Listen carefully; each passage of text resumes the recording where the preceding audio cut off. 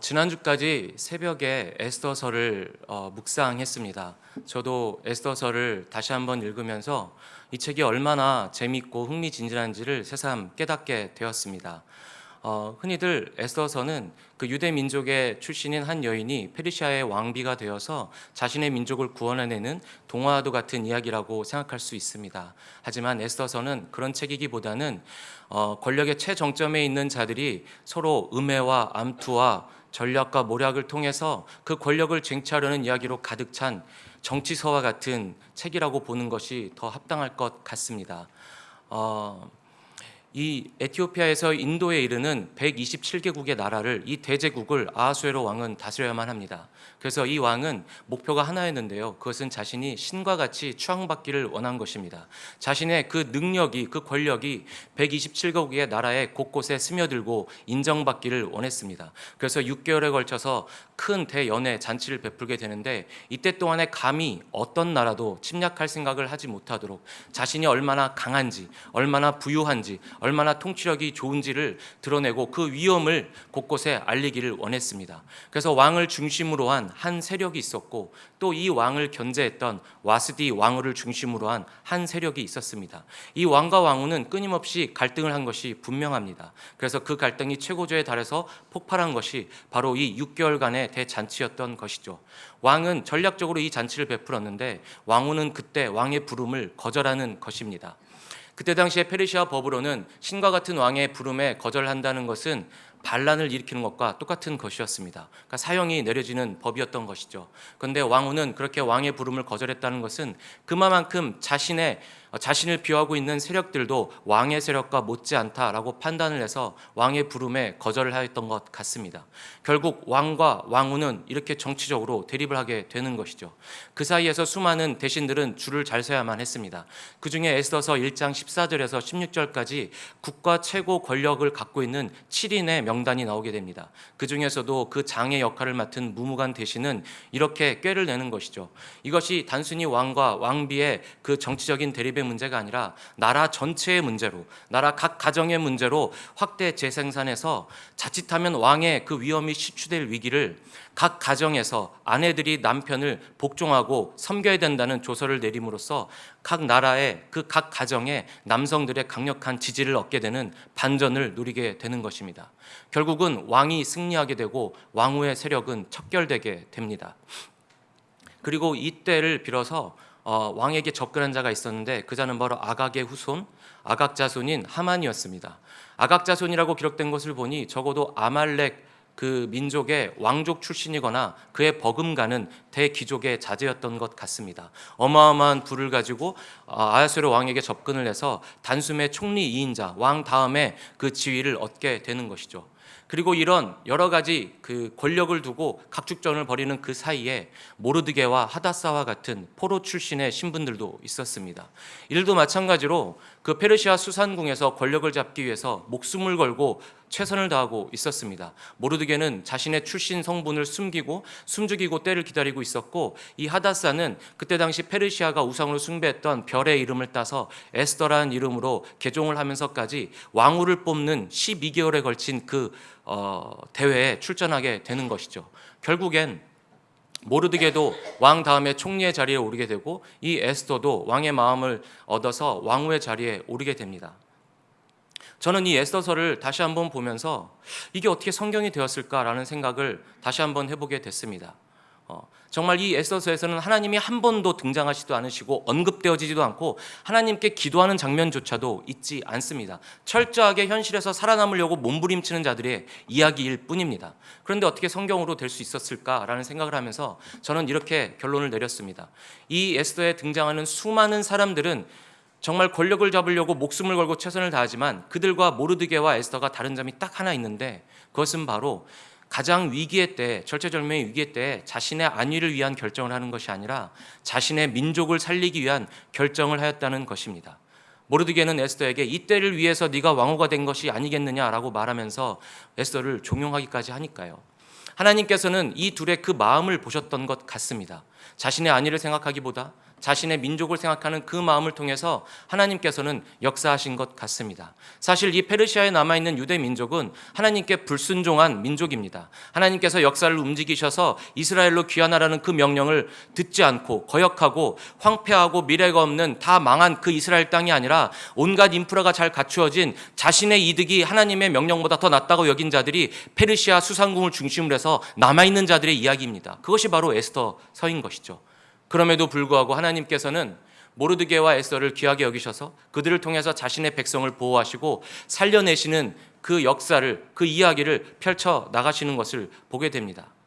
그런 걸 보면 하나님은 참으로 우리에게 복을 주시려고 우리를 어떻게 하면 살릴 수 있을까를 계속해서 고민하시고 그 틈을 보시는 것 같습니다. 우리가 조금이라도 하나님의 마음을 부합하거나 하나님께 눈길을 돌리기라도 한다면 하나님은 그 틈을 파고들어서 우리를 인도해내시고 구원해내시려고 마음을 준비하고 계시는 것 같습니다.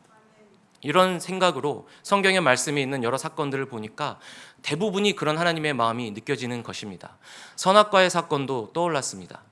아담에 대해서 잘 아시죠? 아담이 어떤 존재인지 아십니까? 하나님 바로 이인자의 존재입니다. 하나님의 형상대로 지음받은 정말 놀라운 존재입니다. 우리는 도저히 하나님의 그 삼위일체의 존재적 신비를 이해할 수 없습니다. 왜냐하면 우리의 차원을 훨씬 넘어선 존재적인 신비이기 때문에 우리는 그것을 도저히 이해할 수도 볼 수도 없는 존재인 것이죠. 그러나 아담은 유일하게 하나님의 삼위일체의 존재적 신비에 대해서 전혀 저항 없이 거부감 없이 하나님과 먹고 마시고 기뻐하고 즐거워했습니다. 동산을 함께 거닐면서 하나님과 함께 지낸 존재가 유일한 아담인 것입니다. 그리고 하나님의 창조의 능력을 받지 못했지만 그러나 아담에게는 하나님이 만드신 모든 생명체에게 그 생명체의 정체성을 부여하고 삶의 방향을 결정지어 줄 수 있는 이름을 부여할 수 있는 권한이 있었습니다. 하나님의 형상대로 지음받고 그 권한을 받은 자는 아담밖에 없습니다. 천사들도 철저하게 하나님의 필요에 따라 지음받았다고 성경에 기록되어 있습니다. 천사들의 기록되어 있는 그 모습들을 보면 다 각양각색입니다. 어떤 천사는 두 날개로 얼굴을 가리고 두 날개로 발을 가리고 계속 날아다니면서 거룩하다 찬양만 해야 됐고요. 어떤 천사는 얼굴이 4개인데 사람의 얼굴, 사자의 얼굴, 소의 얼굴, 독수리 얼굴을 하고 있고요. 이렇듯 심지어 우리가 잘 아는 가브리엘 천사, 미카엘 대천사장도 하나님의 형상대로 지음받지 못했고 그리고 아담처럼 정체성을 부여하는 권한을 부여받지도 못했습니다. 오직 유일하게 하나님과 함께 있으면서 하나님과 같은 비슷한 능력을 가진 자 아담밖에 없었습니다. 그런데 그 아담이 선악과를 먹음으로 죄를 짓게 돼서 타락하게 되자 너무나도 하찮고 보잘것없는 우리 인간의 지금의 모습과도 동일한 모습으로 전락하는 것을 창세기 3장을 통해서 우리는 알 수 있습니다. 선악과를 먹자 정말로 눈이 밝아져서 선과 악을 구분지을 수 있는 지혜를 얻게 된 것이죠. 그 지혜를 가지고 아담은 눈을 들어 하나님을 바라보며 하나님께 주님, 제가 정말 잘못했습니다. 제가 주님의 말씀을 거역했습니다. 이렇게 회개의 자리에 나아갔다면 지금 인류의 역사는 바뀌었을 것입니다. 그런데 그 지혜로서 하나님께 시선을 둔 것이 아니라 그 시선은 자신을 향했습니다. 그래서 자신의 벌거벗은 몸을 보고 부끄러움과 수치를 느껴서 나뭇잎으로 옷을 헤입었고 그리고 주님의 시선을 피해 나무 뒤에 숨었다고 기록되어 있습니다. 이게 얼마나 놀라운 장면입니까? 아담이 정말 타락한 존재가 됐다는 결정적인 증거인 것입니다. 아니, 자신이 벌거벗은 것에 수치를 느껴서 나뭇잎으로 옷을 헤입고 헤입는다 한들 자신의 수치가 가려질 것이며 자신의 죄가 가려질 것입니까? 그리고 전능하신 하나님의 시선을 피해서 나무 뒤에 숨는다 한들 하나님이 못 찾아내시겠습니까? 숨을 수 있다고 생각한 그 아담은 그 정도로 감이 떨어진 것이고 하나님과 단절됐다는 것을 보여주는 것입니다. 그럼에도 불구하고 하나님은 아담을 찾으시죠. 아담아 어디 있느냐 불러내십니다. 그리고 아담이 왜 죄를 지었는지 물어보십니다. 그런데 아담의 대답이 가관입니다. 하나님께서 나를 위해서 지어주신 저 여자가 나에게 선악과를 주어서 그것을 먹었습니다. 이 말이 무슨 뜻입니까? 하나님이 저 여자를 나한테 지어주셨는데 저 여자가 나한테 선악과를 먹게 돼서 이 지경에 이르렀습니다. 하나님 탓 아닙니까? 이 뜻입니다. 완전히 감이 떨어진 것이죠. 그럼에도 불구하고 하나님은 아담의 말에 따라서 하와에게 시선을 옮기시고 하와가 또 재책을 전가하는 뱀에게 시선을 옮기시고 결국엔 뱀과 여자의 후손이 계속해서 싸울 것이며 결국에는 여자의 후손이 뱀의 머리를 상하게 할 것이라고 말씀하십니다. 참 하나님의 자손들이 내가 더 죄를 더 많이 질 거야 라고 경쟁하듯이 정말 죄의 향연입니다. 각축장입니다. 내가 더 죄를 지을 거야 하는 것처럼 하나님을 배신하고 하나님께 불순종하고 하나님께 죄책을 전가하는 이 모습들이 가관인 것이죠. 그럼에도 불구하고 하나님께서는 어떻게 하면 이들을 다시 살려낼 수 있을까? 어떻게 하면 이들을 구원해낼 수 있을까? 그 순간에도 그 고민을 하시는 모습을 우리는 창세기 3장 15절을 통해서 알 수 있는 것입니다. 사탄의 목적은 무엇이겠습니까? 하나님의 자리에 오르는 것 아닙니다. 사탄의 목적은 하나님과 하나님의 형상대로 지음받은 우리가 연합하여서 영원히 하나님의 나라를 누리는 것, 다스리는 것을 원하지 않습니다. 그래서 하나님과 우리 사이를 갈라놓는 것이 사탄의 목적입니다. 그렇다 보니 우리 인간은 끊임없이 하나님의 자리에 도전을 하게 되고 교만하게 되고 그것에 대해서 하나님께서는 응전하시는 그 역사가 지금토록 계속해서 이어져 오는 것 같습니다. 그런데도 하나님은 우리를 포기하지 않으시고 우리를 어떻게 하면 살리실까 계속해서 우리에게 다가오시고 끝내는 예수 그리스도를 보내셔서 우리에게 구원을 선물과도 같이 주신 것 아니시겠습니까? 그 은혜가 너무나 놀라운 것 같습니다. 우리 인간이 생각하는 그 신이라는 존재, 우리 인간이 고작 생각해낸다는 그 신이라는 것은 어떤 모습일까요? 역사적으로 이렇게 쭉 살펴보면 그저 그냥 기브 앤 테이크 그 이상 이하도 아니었습니다. 고대 근동의 구약의 역사에서부터 신약의 역사와 지금에 이르기까지 철저하게 우리 인간이 만든 신은 기브 앤 테이크의 관계였습니다. 고대 근동에 있어서의 신이란 것은 지역의 신이었습니다. 그래서 그 지역을 경계를 넘어가면 다른 신의 영역으로 넘어가는 것이죠. 그래서 블레셋이나 모압이나 암몬이나 에돔, 이스라엘 주변에 있는 사람들, 이스라엘조차도 신의 산에 머물고 있는 저 여호와라는 듣도 보도 못한 저 신은 산신이다 이렇게까지 여길 정도였습니다. 고대 근동의 절대 강자였던 이집트, 애굽에도 수많은 우상들이 있었습니다. 나일강의 신, 파리의 신, 가축의 신, 땅의 신, 하늘의 신, 태양의 신 너무나 많았습니다. 그래서 하나님께서 당신의 백성을 출애굽시키실 때 10가지 재앙을 내리신 것은 그냥 단순히 무서우라고 물리적인 사건을 일으키신 것이 아닙니다. 그들이 믿고 있었던 수많은 우상들을 철저하게 죽이시고 파괴시키신 것입니다. 나일강의 신을 피를 흘리게 해서 죽게 하신 것이고 파리의 신, 이의 신 모든 것들을 죽이신 것이고 가축의 신을 죽이신 것이고 땅의 신을 죽이신 것이고 하늘의 신을 죽이신 것이고 심지어는 태양신이라고 자처했던 파라오를 죽이신 것입니다. 그 장자를 죽이시지 않습니까? 혹자는 이를 두고 이렇게 말을 합니다. 하나님이 정말 전능하신 유일신이라면 이렇게까지 하지 않고 그냥 손 하나 까딱해서 다 멸하면 그뿐일 것을 뭘 이렇게 복잡하게 일을 하느냐, 이게 능력이 없는 증거 아니냐라고 반문하는 사람들이 꽤 많았습니다. 그런데 그 사고방식 자체가 인간의 사고의 한계를 나타낸다는 증거입니다. 맞습니다. 하나님은 손 하나 까딱이 아니라 그냥 눈짓 하나만으로도 이 모든 인류를 멸망시키실 수 있습니다. 아마 그때에도 애국과 이스라엘 모든 것들을 다 멸망시키실 수 있었을 것입니다. 그런데 만약 그렇게 하셨다면 그들이 두려움에 순종하는 것이고 공포에 떠는 것이고 죽음에 굴복하는 것이지 하나님께 굴복하는 것은 절대로 아니었을 것입니다. 하나님께서 바라시는 것은 그들이 공포와 두려움과 죽음에 굴복하는 것이 아니라 정말 창조의 때부터 구원과 심판에 이르기까지 우리에게 자유의지를 주심으로 내가 정말 너희의 아버지고 너를 사랑해서 만들었고 사랑해서 구원해낼 것이고 사랑으로 심판할 것이니 너는 나를 잘 알았으면 좋겠다. 너의 자유의지로 자발적으로 나를 신뢰함으로 나를 선택해서 나와 사랑으로 연합했으면 좋겠다. 이 마음으로 이스라엘 백성에게 그런 일들을 행하신 것이지 공포에 굴복하기를 바라신 것이 아닙니다. 이 마음은 이스라엘 백성뿐만 아니라 애굽에 살고 있는 사람들에게도 동일하셨던 것 같습니다. 하지만 그들은 그것을 깨닫지 못한 것이죠. 하나님께서는 결국엔 출애굽시키시고 이스라엘 백성을 인도하시면서 홍해로 들어온 애굽 군대를 수장시키시고 나서 출애굽기 15장 16절에서는 주께서 사신 백성이라고 선언하십니다. 그리고 출애굽기 19장 6절에서는 주께서 너희가 내게 대하여 제사장 백성이 되고 제사장 나라가 되고 거룩한 백성이 될 것이다. 이렇게 선언하십니다. 그리고 출애굽기 31장 18절에는 이 모든 언약을 돌판에 새겨서 계약하듯이 우리에게 주시는 것을 우리는 볼 수 있습니다. 정말 모든 생사화복이 인간의 살고 죽음이 먹고 마심이 다 신에게 달려있다라고 믿고 있었던 그때에 기브 앤 테이크의 관계라고 밖에 생각하지 못한 그때에 하나님께서는 전혀 생각할 수 없는 차원으로 아버지로서 자신을 드러내시고 사랑한다고 말씀하시는 것입니다. 그러니 그때 당시 세계관으로는 도저히 이해하기 힘들었겠지요. 이 우상의 모습은 그리스 로마 시대에 이르러서 절정에 이르는 것 같습니다. 잘 아시다시피 그리스 로마 신화에 나오는 수많은 신들이 있지 않습니까? 그 신들은 우리 인간과 똑같은 모습을 하고 있습니다. 생사화복, 희노애락을 다 느끼고 기쁨, 슬픔, 시기, 질투, 쾌락, 음란함, 심지어 죽기까지 합니다. 신이 얼마나 하찮습니까? 그리고 그때 당시에 신은 신전에만 있었습니다. 이 신과 인간의 관계는 철저하게 기브 앤 테이크였습니다.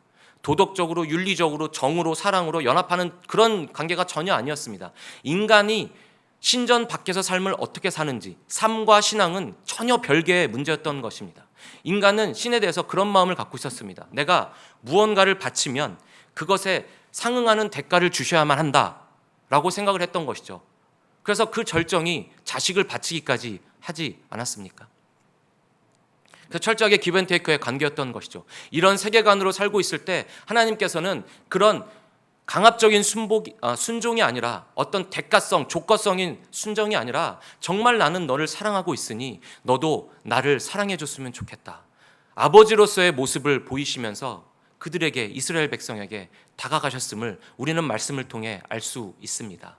이것이 얼마나 놀라운 은혜인지 모르겠습니다. 그래서 오늘 본문에 보면 예수 그리스도께서 우리에게 이렇게 말씀하십니다. 무엇을 먹을까, 무엇을 마실까, 무엇을 입을까 염려하지 마라. 그것은 이방인들이 구하는 것이다.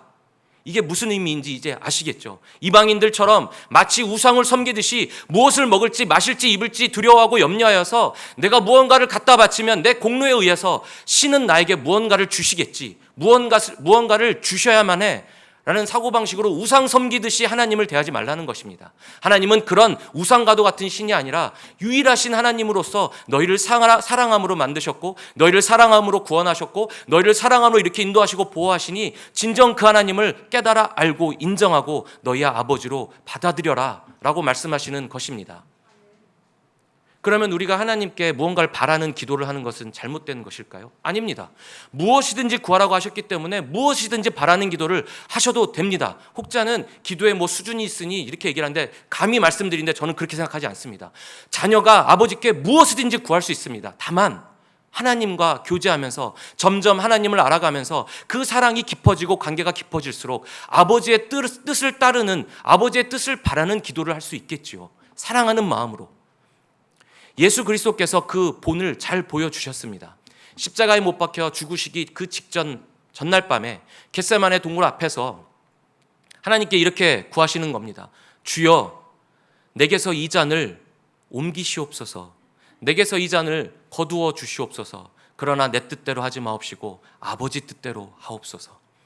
정말 이 잔이 너무나 두렵지만, 무섭지만, 그러나 내 뜻보다 더 크신 아버지 되신 하나님의 뜻을 내가 순종하고 따르겠습니다. 저는 아버지를 신뢰합니다 라는 모습의 기도를 하신 것입니다. 그 기도를 보여주신 것이죠. 그렇기 때문에 우리는 그런 마음으로, 하나님을 사랑하는 마음으로 섬기고 다가가야 될 줄로 믿습니다. 또 예수님께서는 무엇을 먹을까, 마실까, 입을까 염려하여 이방인처럼 그렇게 섬기지 말아라고 하신 말씀은, 아담이 그랬던 것처럼 하나님의 명령보다 자신의 생각이, 자신의 판단이, 자신의 결정이 더 위에 있다고 은연중에 생각하여 불순종하는 그 교만의 죄를 짓지 말라고 경고하시는 메시지이기도 합니다.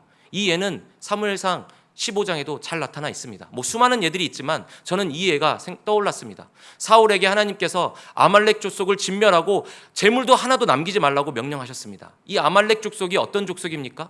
출애굽한 이스라엘 백성을 그 꽁무니를 쫓아다니면서 노약자들, 허약한 자들, 아녀자들, 아이들, 이 아이들만 골라서 죽이면서 그 이스라엘 전체의 행군을 방해하고 전의를 상실케 한 아주 야비한 족속입니다. 그래서 하나님께서는 직접 맹세하시기까지 했습니다. 출애굽기 17장 16절에 내가 아말렉과 더불어 대대로 싸울 것이라 라고 맹세까지 하셨습니다. 하나님은 정말 이 아말렉 족속을 싫어하셨습니다. 그런데 그 아말렉 족속을 멸하라고 사울 왕에게 명령하셨는데 사울 왕은 그 명령을 순종하지 않은 것이죠. 자신이 보기에 좋아 보이는 전리품들을 남겨놨습니다. 그래서 사무엘이 가서 이 부분을 나무라자 이렇게 핑계를 대는 것이죠. 하나님께 제사를 드리기 위해서 이 좋은 것들을 남겨놨습니다. 그랬더니 우리가 잘 아는 말씀을 여기서 하시는 것이죠. 순종이 제사보다 낫다. 예, 순종이 제사보다 낫습니다. 아담이 그랬던 것처럼, 사울이 그랬던 것처럼 우리가 무엇을 먹을까 마실까 입을까 두려워하고 염려하여서 마치 우상 숭배하듯이, 하나님, 저는 이만큼의 공로가 있습니다. 저는 교회를 이렇게 오래 다녔고 이렇게 많이 헌신했고 이렇게 헌금을 많이 했습니다. 이렇게 봉사를 많이 했습니다. 그러니 하나님, 내가 바라는 것을 주셔야만 합니다. 하나님이 나에게 무언가를 주시려고 작정하시고 준비하신지는 모르겠으나 저는 그것보다는 제가 바라는 것을 주셨으면 좋겠습니다. 이것이 어쩌면 아담처럼, 사울처럼 하나님이 주시고자 준비하신 것보다 내가 바라고 판단하고 원하는 그것이 더 우위에 있다고 여기는 불순종이며 교만이 될 수 있다는 것을 예수님께서는 우리에게 경고하시는 것 같습니다. 그렇기 때문에 무엇을 먹을까 마실까 입을까 너무나 염려하여서 우상을 섬기듯이, 하나님, 이것을 바랍니다, 그래서 내가 이것을 바칩니다 라는 식의 신앙생활을 우리는 지양해야 될 줄로 믿습니다. 우리는 어쩌면 출애굽기에 일어나는 여러 가지 기적과도 같은 일들이 우리의 삶 가운데 일어나기를 바라는지도 모르겠습니다. 참, 출애굽기를 보면 지금 유대교를 믿고 있는 사람들도 그렇게 여기지만 출애굽기에 정말 온갖 기적들이 많이 일어나지 않습니까? 구름 기둥과 불 기둥으로 인도하시고 만나와 메추라기로 먹이시고 홍해를 갈라서 애굽 군대를 수장시키시고 죽을 위기에 처한 이스라엘 백성에게 놋뱀을 들어서 그것을 바라본 자 치료하시고 살리시기까지 하시고, 가나안에 입성해서는 여호수아가 해를 향해서 칼을 들고 멈춰라 하니까 해가 멈추고, 함성으로 여리고성이 무너지고, 여러 기적들을 보게 됩니다. 그래서 그런 능력들이 우리 삶에도 일어나기를 우리는 은연중에 바라는지도 모르겠습니다. 그런데 성경을 우리가 다시 한번 들여다보겠습니다. 이집트에서 종살이, 노예살이 한 그 시간이 400년이 넘습니다. 이들은 이름만 이스라엘이지 이집트 사람입니다. 이집트에서 태어났고 이집트에서 살았습니다. 이집트 사람들인 것이죠. 이들이 400년이 넘도록 살다가 출애굽했습니다. 그리고 며칠이면 갈 거리 뻔히 알고 있는 저 가나안 땅에 40년 동안 방황하면서 들어가질 못합니다. 1세대는 다 죽고 2세대가 들어가는 것이죠. 40년입니다. 무려 40년.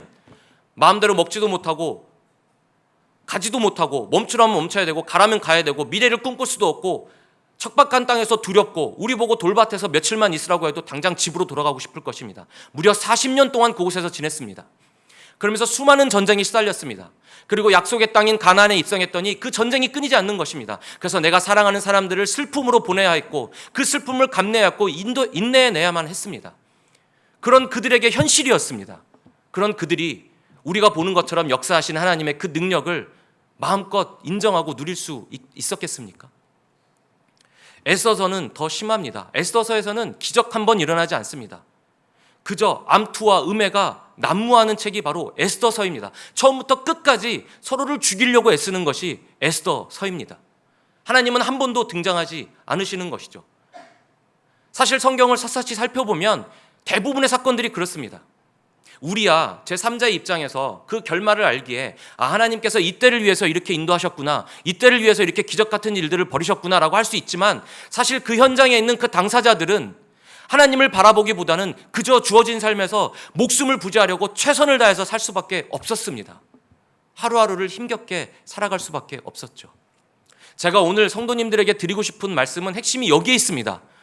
무엇을 먹을까 마실까 입을까 두려워하고 염려해서 이방인처럼 하나님을 대하고 그 공로에 의지해서 하나님께서 무언가를 주셔야 된다고 바라는 것이 아니라, 하나님께서 우리에게 주신 이 삶을 최선을 다해서 살아내야만 한다는 것입니다. 정말 최선을 다해서 살아낼 때 비로소 우리 삶에서 신실하게 역사하셨던 하나님의 그 은혜를 우리가 발견할 수 있는 것이고, 그 은혜를 발견해내는 것이 바로 저와 여러분 같은 평범한 신자들의 삶의 몫인 것입니다.